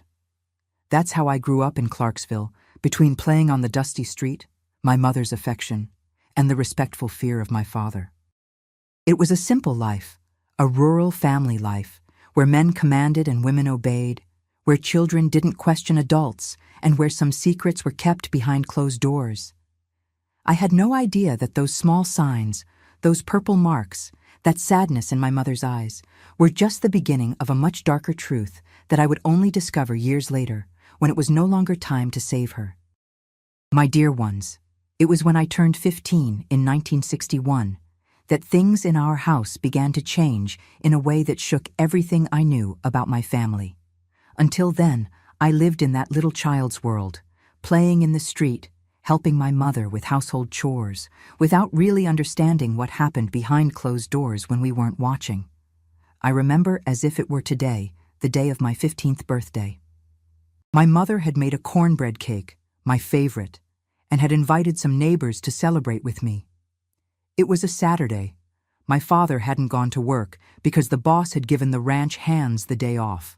I was so happy, you know. 15 was an important age for us back then. It meant I was already becoming a young lady. The neighbors brought some simple gifts, a wooden comb, a piece of scented soap, some colored hair ribbons. Mrs. Wilson brought a glass of fresh milk from her cow to go with the cake. Everything was so cheerful, with the women talking in our small living room, laughing at the stories they told each other. That's when my father appeared at the door. He had gone to Mr. Charlie's store to buy some cigarettes, but when he came back and saw all that commotion in the house, his face completely changed. He got frowning, with that dismissive face I already knew well. "What's all this racket in here?" he asked with his thick voice, standing at the living room door. "Sounds like a rich folks' party, so much noise." My mother quickly got up from the chair where she was sitting and went to him, kind of nervous. "It's Sandra's birthday, Bob, 15 years old. I just called the neighbors over for some coffee and a piece of cake." I saw him look at her in a way I had never seen before. It was a hard, cold look, as if she had done something very wrong. The neighbors all went quiet at once, feeling the heavy atmosphere that descended on the room. "Party for what?" he said, taking his hat off his head and throwing it on the table, right in the middle of the little plates with cake. 15 isn't the age for parties, it's the age to work. And you there wasting the household money on foolishness. Mrs. Wilson, who was a brave lady, tried to smooth things over. "Oh, Bob, it's just a simple little cake." Elizabeth made it with the cornmeal left over from last week. But he cut her off mid-sentence. "Mrs. Wilson, you take care of your house and I'll take care of mine." His voice came out so thick, so threatening, that the poor woman shrank in her chair. That's when something happened that marked me for life. My mother, trying to defend her friends and smooth over the situation, spoke softly. "Bob, the neighbors just came to keep me company." It doesn't cost anything to have a little joy in the house. That was it. It was like she had lit a powder keg. My father turned to her slowly, very slowly, and I saw something in his eyes that gave me a chill. It was anger, but it wasn't just anger. It was something darker, more dangerous. "Are you contradicting me, Elizabeth?" he asked, taking a step toward her. "In front of everyone, you're disrespecting me?" My mother went white, white as paper. Her little hands started to tremble, and she shook her head no. "No, Bob, I'm not. I just meant—" But he didn't let her finish. He raised his right hand, very slowly, like someone about to slap, and my mother curled up, closed her eyes waiting for the blow. The neighbors were paralyzed, not knowing what to do. For a moment that seemed like an eternity. He stood there with his hand in the air. Then he looked around and saw that everyone was watching. He lowered his hand, but got very close to my mother and spoke softly, but in a tone that everyone heard. "Later we'll talk about respect. Alone." The neighbors quickly got up and started saying goodbye, making up excuses, that they had to go make lunch, that they had forgotten a pot on the stove. In 2 minutes, our house was empty, just with the family. The cornbread cake was there on the table, cut in half, and that heavy atmosphere filled the whole house. My father grabbed his hat and left without saying anything else. I heard the sound of his horse's hooves moving away. My mother stood in the middle of the room, looking at the cake crumbs scattered on the floor. Her little hands were still trembling. That's when she bent down to start cleaning up the mess, and I saw something that broke my heart. She was crying, but trying to hide it. Thick tears ran down her face, dripping on the floor along with the cake crumbs. "Mom." I started to speak, but she gestured for me to be quiet. "Go play with your siblings, Sandra, and don't make noise." Her voice came out all shaky. That night, when my father came back home, I pretended I was sleeping, but kept my ear open. I heard them talking in the bedroom, but couldn't understand the words. I just knew his voice was low but hard, and that she only answered yes or okay to everything he said. The next day, Sunday, my mother appeared with a purple mark on her forehead. When I asked what had happened, she said she had hit the corner of the bedroom door during the night when she went to get water for him. But I was 15 years old. I wasn't a little child anymore who believed any story. And for the first time in my life, I began to suspect that those purple marks my mother always had, those bruises she explained as falls and stumbles, maybe weren't accidents at all. It was that Sunday that I also noticed that my mother started walking differently around the house. Quieter, more cautious, as if she was always paying attention to where my father was and how he was feeling. When he came home from work, she'd stop whatever she was doing and go meet him at the door, asking if he wanted coffee, if he was hungry, if he needed anything. And he started talking to me differently too. He was no longer that distant but respectful father from before. Now he looked at me with eyes that made me uncomfortable, especially when I was helping my mother in the kitchen and he'd stand at the door, just watching. One day, about 2 weeks after my birthday, he came home from the ranch earlier than usual and found my mother and me washing clothes in the yard. We were talking softly about women's things and laughing from time to time. When she saw him standing there watching us, my mother tensed up immediately. "Too much work to be laughing like that," he said. "Sandra, come here." I approached him, somewhat apprehensive. He put his heavy hand on my shoulder and squeezed hard. "You're growing up, girl. You're becoming a young lady. But don't go thinking that because of that you can be partying and disrespecting the rules of this house. You understand?" "I understand, Dad," I replied, feeling his fingers dig into my shoulder. "Good, because in this house I'm the one who commands. And what I command, everyone obeys. Your mother knows that very well, don't you, Elizabeth?" My mother stopped scrubbing the clothes and looked at him. "Yes, Bob, everyone knows." But when her eyes met mine, I saw there a cry for help that still hurts my chest today. It was as if she was trying to warn me of something, prepare me for something, but couldn't speak openly. That night, Lying in my bed, I began to understand that my happy childhood in Clarksville was coming to an end. Something very bad was approaching our house, and I felt deep in my heart that my mother knew exactly what it was. Oh, my dear ones, the months that followed after my 15th birthday were the darkest of my life. What had started as threats and hard looks turned into something much worse, into violence that still hurts me to remember. My father started coming home earlier and earlier from the ranch, always with some excuse, that the work was lighter, that the boss had dismissed the ranch hands earlier, that he needed to resolve some things at home. But the truth was that he wanted to keep an eye on my mother, controlling every movement she made. The first time I witnessed him really beating her was on an October afternoon when the heat was scorching in Alabama. I had gone to get water from the well in the backyard when I heard a strange noise coming from the kitchen. It was like the sound of something hitting wood, followed by a muffled groan. I slowly approached the kitchen door and saw a scene that froze my blood. My father had my mother cornered against the wall, holding her by the neck with one hand and with the other hitting her in the face. It wasn't a slap. No, my children. It was a real punch, heavy, that made her head swing from side to side. "I told you not to leave the house without telling me," he yelled quietly, trying not to draw the neighbors' attention. "I told you that you couldn't go to Mrs. Wilson's house without my permission." My mother tried to explain, but could barely speak because he was squeezing her neck. "Bob, I just went to return the dish towel she lent." "Liar!" He gave another punch, this time in her stomach, and my mother doubled over, trying to catch her breath. "You went there to gossip about me, that's it. You went to tell others that I beat you." I stood there, paralyzed, not knowing whether to run to help her or go call someone. But before I could move, my father saw me standing at the door. For a second, our eyes met. I saw something there that I'll never forget. There was no shame at all on his face. There was no regret.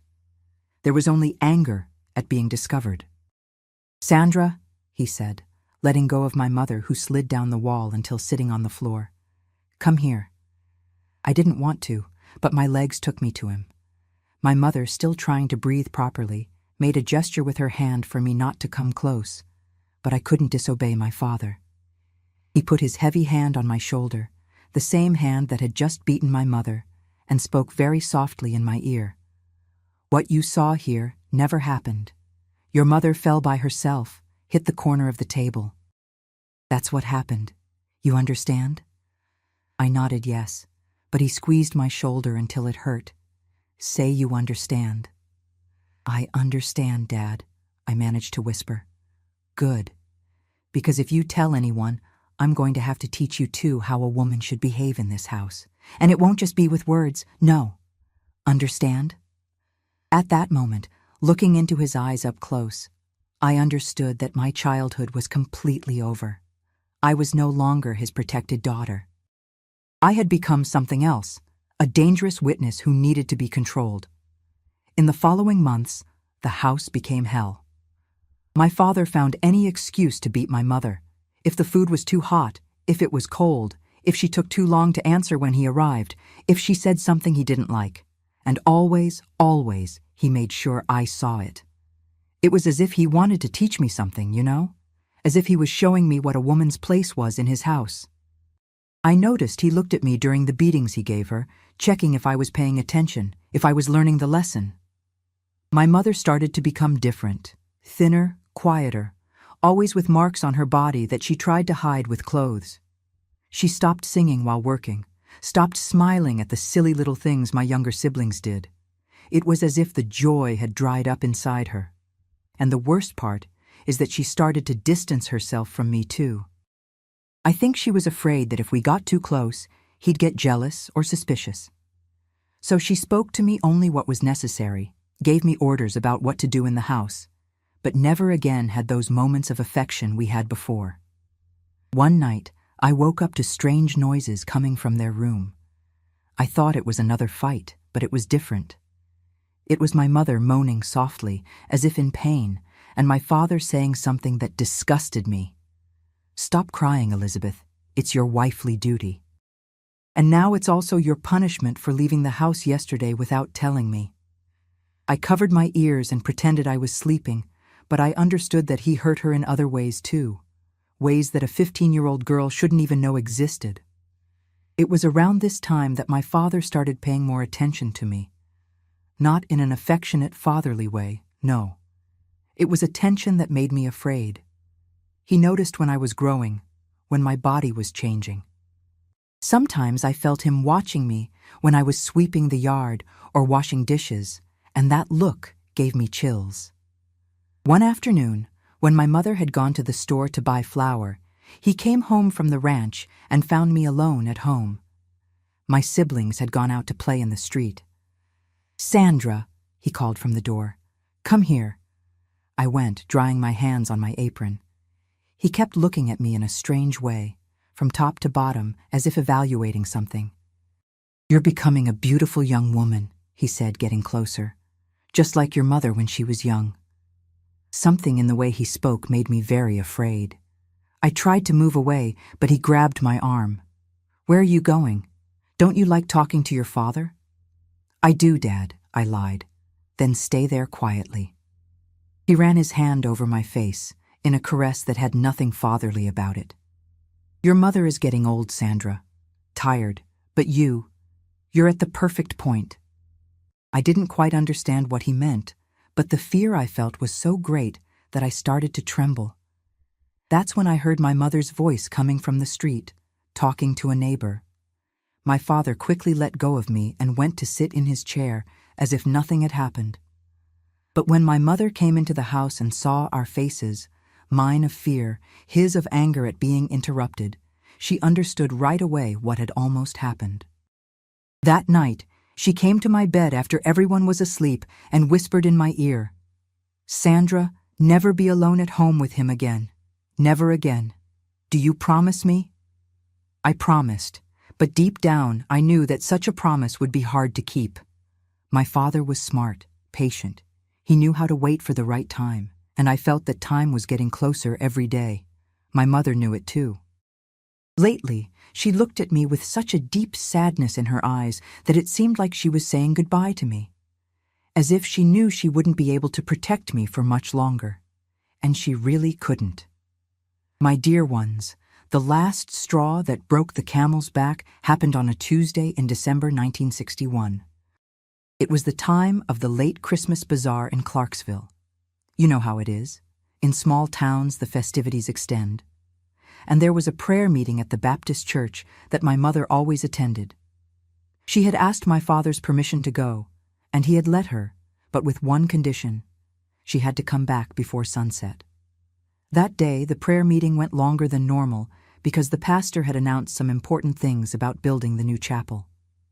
My mother had stayed to help the other ladies organize the church benches and clean the candlesticks after the prayer. When she got home, it was already getting dark, and I saw on her face the desperation of someone who knew they were going to pay dearly for that delay. I was in the kitchen preparing dinner when I heard her footsteps coming through the yard. My heart raced because I knew my father was waiting, sitting in that wooden chair of his in the living room, looking at the wall clock that mercilessly marked the hours. When he heard her footsteps, he didn't even look at the door. He just spoke, with that icy voice I already knew well. "What time is it, Elizabeth?" "Bob, I can explain," she started, taking the veil off her head with trembling hands. "The pastor asked the ladies to help." I asked what time it is. He cut her off mid-sentence without even raising his eyes from the floor. It's almost 7 at night," she whispered, and I saw her little hands were already trembling. "And what time did I tell you to come back?" "Before sunset," she answered, and her voice came out so low you could barely hear it. "So you disobeyed me." He slowly got up from the chair, and I dropped the wooden spoon I was stirring the beans with. My blood froze. "In front of the whole neighborhood, you disobeyed me. You made light of my authority." I ran out of the kitchen and saw my siblings, who were playing in the yard with some sticks and pebbles. They felt the heavy atmosphere and ran inside the house. Little Thomas, who was only 6 years old, clung to my mother's skirt, sensing danger like a frightened animal. "Get out of there, boy," my father ordered my brother, with that voice that didn't accept disobedience. "Go play outside and take the others." "No, Dad," I spoke, in a courage that I don't know where it came from. The words came out of my mouth before I could even think properly. "Let him stay. He didn't do anything wrong. Nobody here did anything wrong." The silence that descended on the house was terrible. It was as if even the crickets outside had stopped singing. My father turned to me very slowly, with a face I had never seen, a face of pure hatred that made me want to run and hide. "You want to learn along with her, too?" he asked, and his voice was so low, so dangerous, that it gave me chills. "Is that it? Want to learn how women should respect men in this house?" My mother, seeing the danger I had put myself in, pushed Thomas in my direction. "Take the children, Sandra. Take them and get out of here. Go to Mrs. Wilson's house and stay there until I come get you." But I couldn't move. For the first time in my life, I stood there, planted in the middle of the living room, looking into my father's eyes.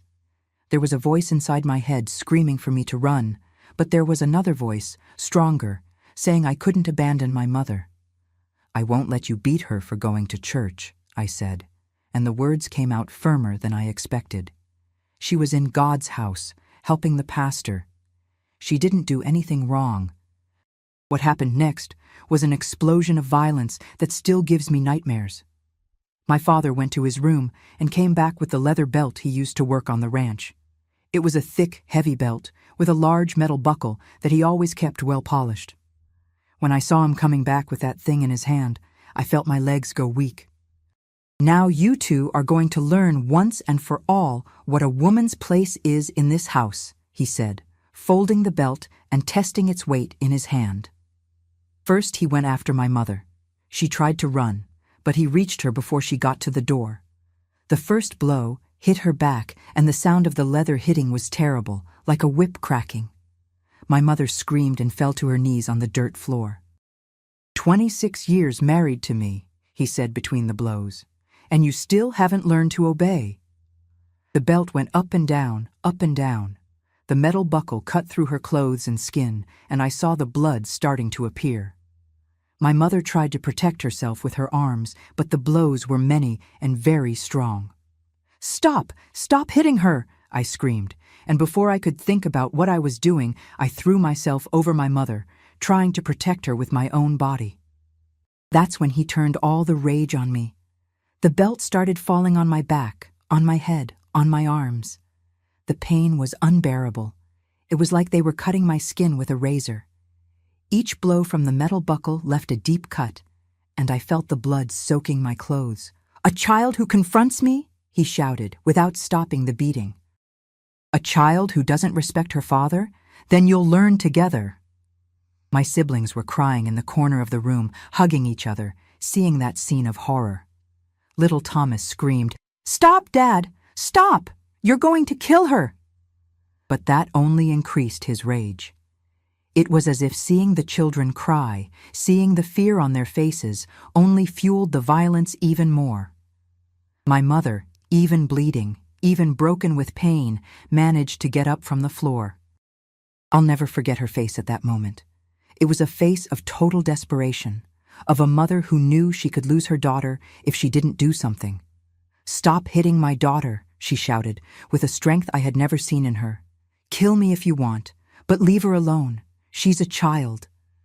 And then she did something that changed everything. She threw herself on top of him and tried to snatch the belt from his hand. For a few seconds, they fought over the belt, pulling to each side. My mother was using a strength that came from desperation, the strength of a mother protecting her child. "Let go of that belt, Robert," she screamed, trying to twist his arm. "Enough! That's enough!" For a moment, it seemed like she was going to make it.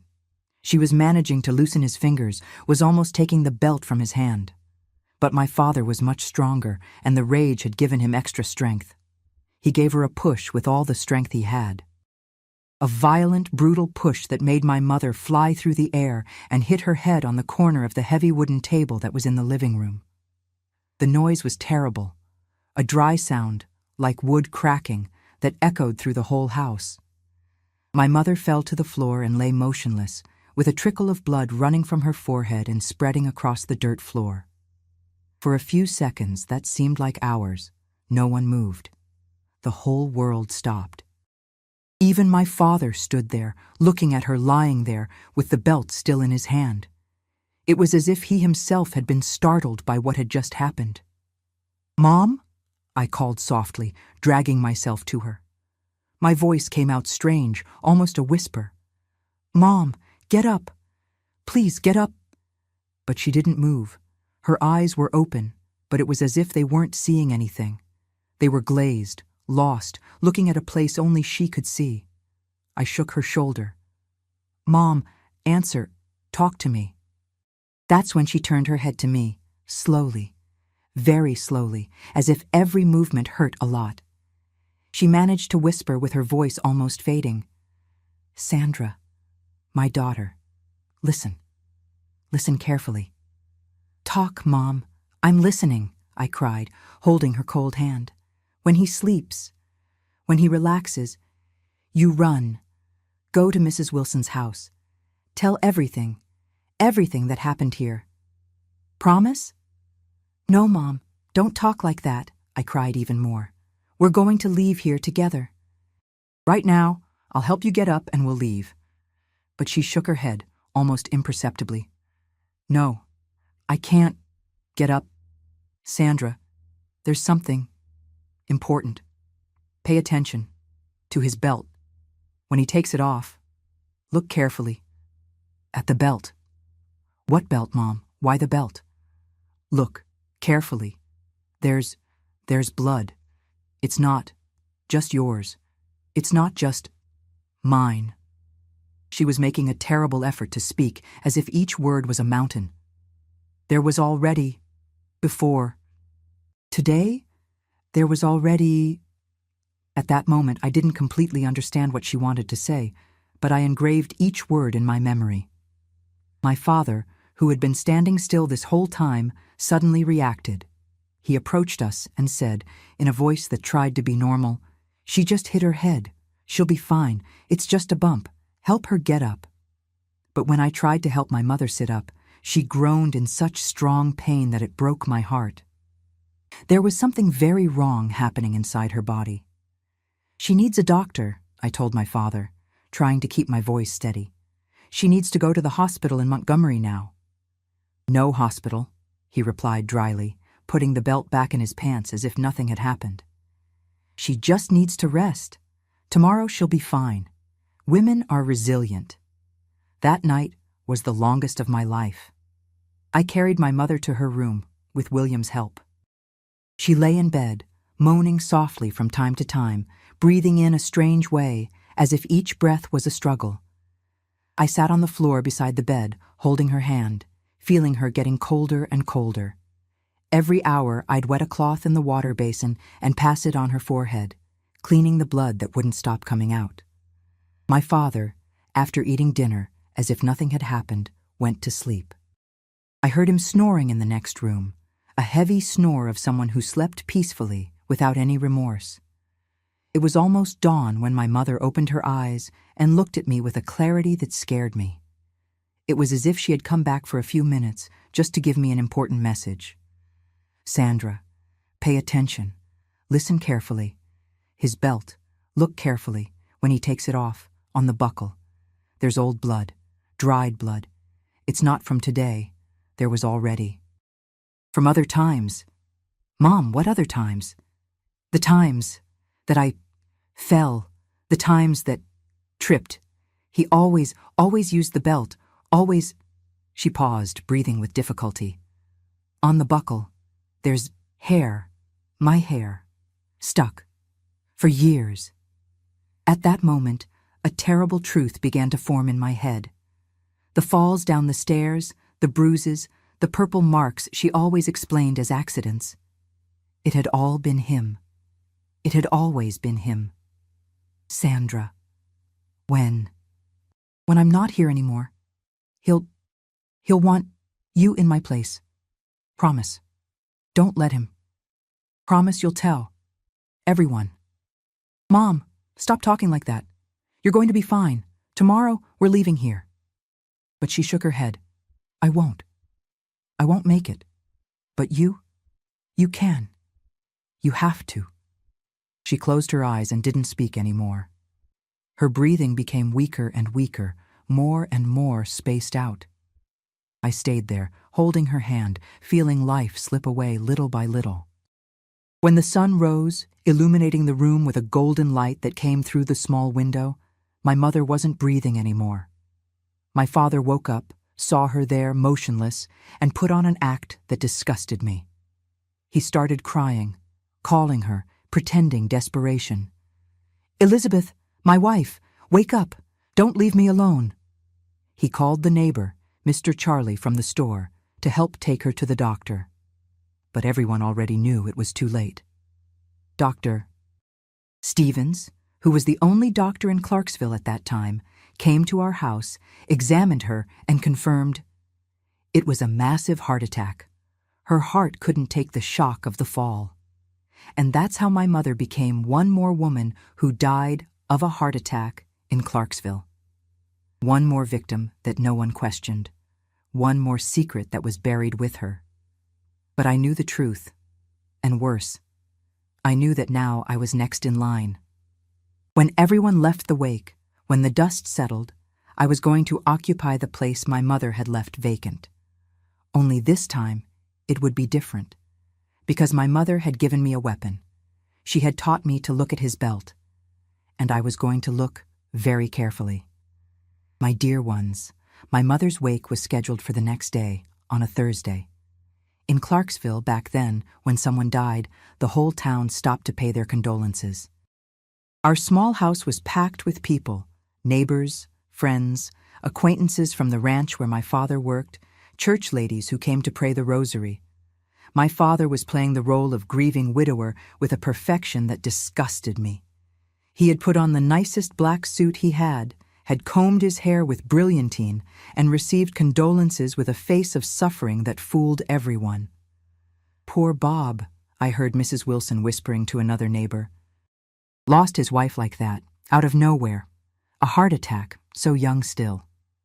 Yeah, poor him, the other replied. And now he'll have to raise all these children alone. I was sitting in a corner of the living room, dressed in a black dress the neighbor had lent me, pretending I was in mourning. But inside, I was boiling with rage. Every time someone came to give me their condolences, saying, "Your mother was a saint," or "She's in a better place now," I wanted to scream the truth. It was during the afternoon that I noticed my father doing something strange. He was talking to Mr. Charlie from the store, receiving condolences when he took off his belt. He said it was too tight, that nervousness had made him swell. He hung the belt on a chair near where I was sitting. At that moment, I remembered my mother's last words. Look carefully at the belt. I waited for everyone to get distracted with the prayers the ladies were doing around the coffin. Slowly, without drawing attention, I got closer to the chair where the belt was hanging. What I saw froze my blood to the bone. The metal buckle, which my father always kept polished and shiny, had dark stains encrusted in the folds. They weren't rust or dirt stains. It was blood, my dear ones. Dried blood, dark, that had been there for a long time. And even worse, stuck in the corners of the buckle, there were strands of hair. Light brown hair, the exact same color as my mother's hair. At that moment, everything made sense. The falls she had, the purple bruises that appeared on her body, the times she tripped on the stairs or hit the corner of the door. It hadn't been any of that. It had been that belt. Always that belt. My father hadn't killed my mother just the day before. He had been killing her little by little, beating by beating for years. And no one had ever suspected anything. I was there looking at that terrible proof when I felt a heavy hand on my shoulder. It was my father. "What are you doing there, Sandra?" he asked softly, so no one would hear. "Nothing, Dad. Just saw the belt that fell from the chair." He looked at me with those hard eyes. "Leave that belt there. Don't mess with other people's things. But there was something in the way he spoke, a rush to get me away from there, that made me understand he knew exactly what I had seen, and I knew he knew that I knew. That night, after everyone left, and only our family was left in the empty house with my mother's coffin, my father called me to talk in the yard. "Sandra," he said, lighting a cigarette and slowly releasing the smoke. "Tomorrow, after the burial, things are going to change here at home." "How so, Dad?" "Your mother is no longer here to take care of the house, to care for your younger siblings. You're the oldest now. It's your responsibility to take her place." I felt a chill run down my spine. "What place, Dad?" "The place of the woman of the house, taking care of the food, cleaning, the boys, and taking care of me, too." He took a long drag on the cigarette and looked at me in a way that made me want to run. "The way your mother took care of me." At that moment, I understood everything. He wasn't just talking about household chores. He was talking about me becoming his new victim, taking my mother's place in every sense. And if I refused, if I disobeyed, that belt would be used on me too. I'm still a child, Dad. I'm only 15 years old. Old enough to learn. Your mother was 15 when she married me. And look how well she learned. He threw the cigarette on the ground and stepped on it. "You'll learn too, Sandra. The easy way or the hard way."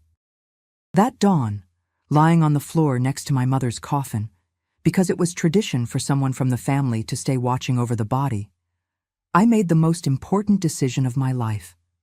I wasn't going to let him break me like he broke her. I wasn't going to die slowly like my mother died. And I wasn't going to let that man keep pretending he was a victim of fate when in reality he was a murderer. On the day of the burial, which was on a Friday, the whole town went to the Clarksville cemetery. The pastor was about to start the final prayer when I did something that surprised everyone. I got up from the bench where I was sitting and walked to the front of the cemetery chapel where the pastor was with the prayer book in his hand. Everyone went quiet, looking at me, thinking I was going to say something beautiful about my mother. "Pastor," I said, with a voice firmer than I imagined I could manage, "before you start the prayer, I wanted to show something important to everyone who's here." The pastor, who was a kind man named Pastor Michael, was surprised. "What is it, my child?" Without saying anything else, I turned my back to the crowd and lifted my blouse. On my back, there were still fresh and bloody marks from my father's belt. Deep cuts made by the metal buckle, purple and black bruises that covered the entire length of my back. A murmur of horror ran through the crowd. I heard some women scream in shock, others started to cry. The pastor himself was speechless for a few seconds. Then I turned to face everyone and pointed to my father, who was sitting in the first row with the face of someone who had seen a ghost. The same belt that did this to me last night, killed my mother the night before. He's not a widower, people. He's the murderer. The silence that descended on the cemetery was total. It was as if even the birds had stopped singing. Everyone looked at me, then at my father, then at me again, trying to process what they had just heard. My father got up from the bench as if to say something, but I didn't let him. "He's been killing her slowly for years. All those times she fell down the stairs, that she tripped, that she hit the door. It was a lie. It was him beating her with this belt." "Sandra, you're disturbed by grief." He started to speak, trying to use that worried father voice that fooled everyone. "Disturbed nothing," I shouted. "Look at his belt. Look at the buckle. There's dried blood from my mother stuck there, and there's her hair too, hair that he pulled out from the beatings he gave her." That's when something happened that I didn't expect. Mrs. Wilson, who had known my mother since she was a girl, got up from the middle of the crowd. I always suspected, always thought it was strange, so many accidents. She was crying, but I was afraid to say something. I was afraid of him. Other voices began to join hers. That's right, Elizabeth always had new marks. She became different in recent times. Thinner, quieter. Sergeant Thompson, who was the law enforcement representative in Clarksville, was present at the burial. He approached me. "Girl, are you sure of what you're saying? It's a very serious accusation." "I'm sure, yes, sir, and I can prove it." I looked directly into my father's eyes, who was as pale as paper. "Ask him to take off his belt. Ask to examine the buckle. You'll see my mother's blood that's still there." My father tried to back away, but there were already too many people around him. Sergeant Thompson was firm. "Robert, you're going to have to cooperate. Take off the belt." "This is absurd. My daughter is deranged with grief," my father protested. "I won't submit to this humiliation." But the sergeant wasn't joking. "Either you take it off or I take it off. You choose." With trembling hands, my father took the belt off his pants. The sergeant took the metal buckle and examined it carefully. After a few seconds, his face completely changed. "Good Lord," he murmured. "There really is dried blood here, and strands of hair." He looked at the crowd. "The girl is telling the truth." What happened next was like a storm. Everyone started talking at the same time, asking questions, looking at my father with disgust and anger. Some women came to hug me, crying with me. Others went to look at my mother's coffin with different eyes, finally understanding how she had really died. Sergeant Thompson arrested my father right there, in front of everyone. "Robert Silva, you're under arrest on suspicion of murder. We're going to exhume your wife's body for a more detailed investigation." When they took him away in handcuffs, he still tried to look at me with anger, as if I were to blame for everything. But I didn't lower my eyes. I looked back, firmly, until he disappeared in the dust raised by the police car. My mother's burial happened that same day, but now it was different. Now everyone knew the truth. Now she was no longer the woman who died of a heart attack. She was the woman who was murdered by her own husband, slowly, for years.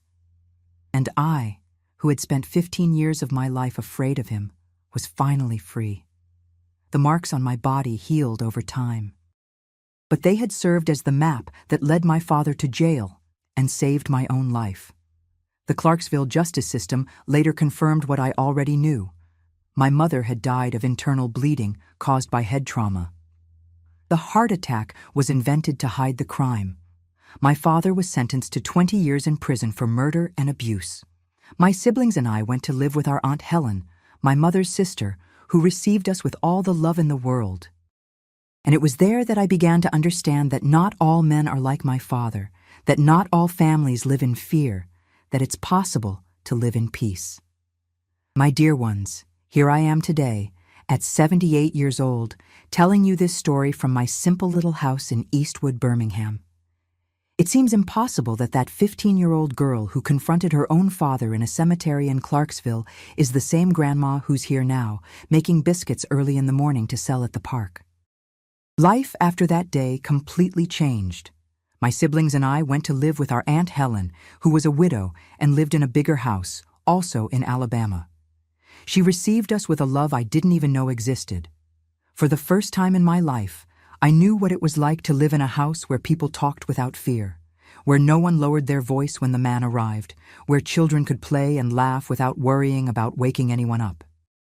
Aunt Helen was a strong, hard-working woman who sewed for others to support herself. She taught me to sew too, and for a few years that's how we lived, me helping her with sewing, taking care of my younger siblings, and slowly learning what it was like to have a real family. It was at Aunt Helen's house that I met my late husband, Joseph. He was the son of a friend of hers, a good, hard-working young man who had come from Birmingham to spend the holidays in Clarksville. I was 17 when we met, and he was the first person who made me understand that men could be affectionate without being violent, that they could have authority without being tyrants. We dated for 2 years, always under Aunt Helen's supervision, as was customary at that time. In 1964, when I turned 19, we got married at the Baptist church, the same one where my mother used to go to her prayer meetings. It was a simple wedding, but full of joy. Aunt Helen made my wedding dress with her own hands, and the whole neighborhood came to bless us. Shortly after the wedding, we came to live here in Birmingham. Joseph worked as a mechanic in a shop downtown, and I continued sewing at home. Our life was simple, but it was ours. We had 3 children: Catherine, who is now 58 years old and lives in Atlanta; William, who is 56 and works as a truck driver here in Birmingham; and the baby, Mary, who is 52 years old and is a teacher at a school here in the neighborhood. Joseph was a wonderful husband for all the 45 years we lived together. He died 13 years ago of pneumonia, but left a good longing, you know? A longing for someone who lived a life of love, respect, companionship. Never, in all those years, did he raise his hand to me. Never yelled at me. When we had any disagreement, we talked, like civilized people. Today, my routine is very calm. I wake up every day at 5 in the morning, make my strong black coffee, a habit from the Clarksville days, and start preparing the biscuits. I buy fresh flour at Joe's Market, which is right near my house. I season them with sharp cheddar cheese. Sometimes I make some sweet ones with honey when I have a little extra money. I take the biscuits to the park around 7 in the morning.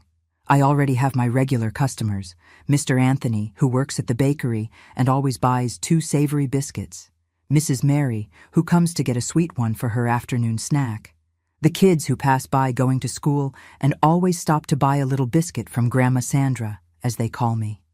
I really enjoy talking to people at the park. I listen to some people's problems, give advice to others, hear the neighborhood news. It's a simple life, but it's my life, built with my own effort, without fear, without violence. In the afternoon when I come home, I get visits from my grandchildren. Junior, who is Mary's son, always comes to do homework with me. He's 12 years old and too smart. He wants to know everything, asks 1,000 questions about what life was like in the old days.